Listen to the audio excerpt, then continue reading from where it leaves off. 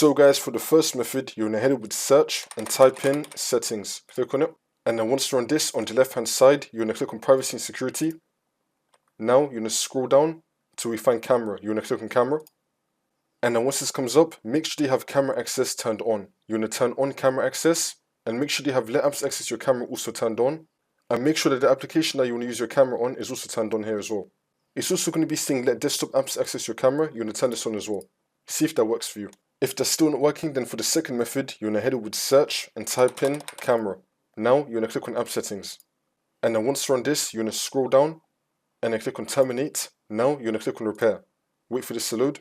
See if that works for you. If that's still not working, then you're going to click on reset and then click on reset again. Wait for this to load. See if that works for you. For the next method, if you're using an external camera, you want to unplug it and then plug it back in again.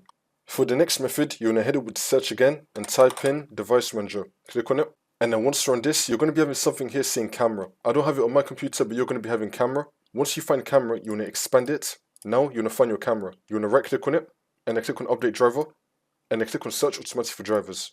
Make sure that you have the best drivers for your device installed. For the next method, you're going to head over to search and type in CMD. Now you're going to run it as administrator. And then click on yes. And then once you're on this, you're going to type in msdt.exe space -id space device diagnostic. Click on enter. And now this will come up. You're going to click on next. Wait for this to load. And then once this comes up, if your camera appears right here, then you're going to click on it. If you don't see it, then you're going to click on I don't see my device listed. Wait for this to load. And then once this comes up, you're going to click on enable. Wait for this to load. And then once that's been done, you just want to restart your computer. And then the problem should be fixed.